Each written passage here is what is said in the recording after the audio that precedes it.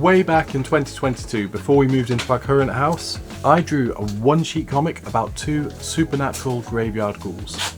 I only had the pencils down, but it was a complete story from start to finish. It was a lot of fun, and I remember that it made me laugh. Because we were moving house, I decided to put it away for safekeeping, and well, you've seen the thumbnail for this video, you can guess where it's going. It then completely disappeared. Since we moved, I have searched high and low for the comic, but it's never been anywhere obvious or even anywhere not obvious. It was just over a year ago that I was once again determined to find the mini-comic, so I went up to the attic and spent well over an hour digging through folders, boxes and bags, all to no avail. After that search, I admitted defeat and gave up hope of ever finding it. Don't get me wrong, this wasn't a missing masterpiece of the comics art form, it was just a silly one-pager. And since then I've made multiple mini-comics and strips and whatnot.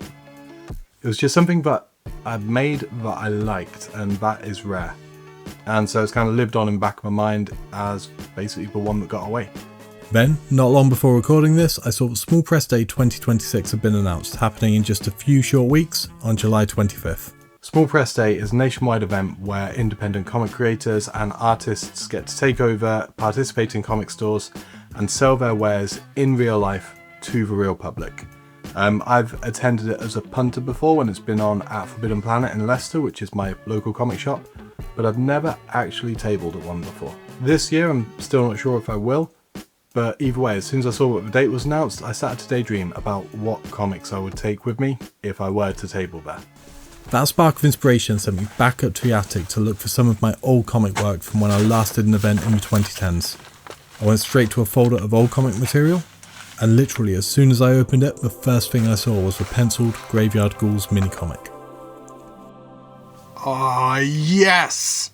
The missing mini-comic that I searched high and low for over the years, the mini-comic that I'd given up all hope of ever finding. There it was, in the single most obvious place that it could have been. You can bet that I scanned this thing straight away to make sure I didn't lose it again. Now, not everyone is into small press comics. I know, it is mind-blowing to me as well, but it might be that you're watching this and thinking, good for you, Joe, but I have got no idea what you're talking about. So let's break this mini-comic down and take a look at the format. So if I unfold the comic, you can see it's just a single sheet of folded A4 paper with a cut in it. There are two inverted rows of 4 panels, and all the narrative art, plus the front and back covers, fit into those panels. Fold it all back up, and it becomes a tiny 8-page book.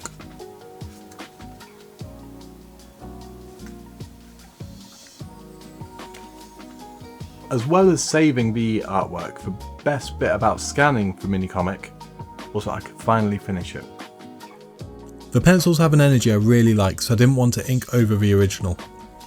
Fortunately, my workflow has come on a bit since 2022, and once I have a page scanned, I set up a new file in Clip Studio Paint, my digital art platform of choice, set the pencils as a base layer, and got to work.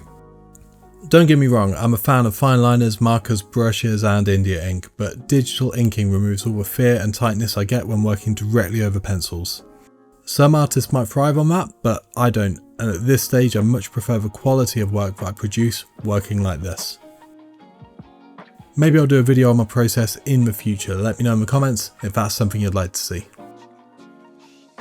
Anyway, I had a load of fun working on this, and within a day, I was happy to call it done. The way the page folds means you end up with a blank side of paper tucked away inside the book. That dead space wasn't going to do, so I re-edited an old sketch of Bink, the pumpkin-headed monster, to serve as a bonus mini poster. And as you can see here, I toned down the contrast so that the ink wouldn't bleed through to the other side of the page. And so with that, the Graveyard Ghouls mini-comic was finished.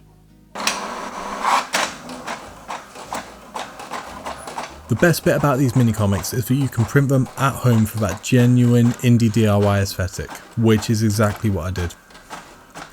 I've got a simple DeskJet printer and the margins are naturally offset when printing full page, so it took a bit of trial and error to get the image to print as large as possible without being cropped. And then a bit more trial and error again to get the reverse side to line up cleanly. But once I sorted that out and gotten both sides of the paper oriented, It was time to crack on with the assembly. I start by folding along every panel line as neatly as possible, making sure the paper folds cleanly in both directions. Once that's done, it's time to make a cut. It's very simple. Use a ruler and a blade to cut along the long fold between the middle two panels. Then we move on to one of my favourite bits, using the guillotine. Shout out to my wife's Uncle Arthur, rest in peace. He gave us this and it's since become an essential tool in my comics making arsenal.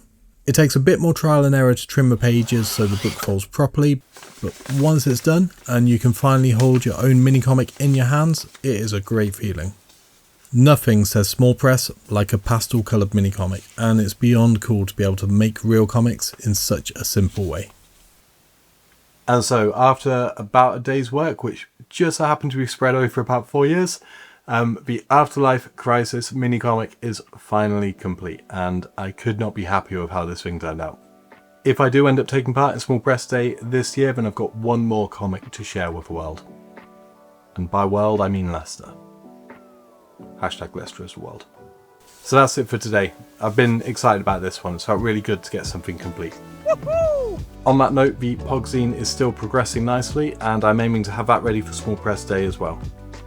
If you want to help me out with that, then please do leave a comment encouraging me to keep going with it. I'm not being sarcastic. Knowing that you guys know that I've committed to do this is really one of the biggest motivators that I can have in terms of trying to get this project over the line. Thank you for watching. As always, I appreciate it massively. And please do keep the comments coming. They really are the best kind of motivation. I'll catch you on the next one.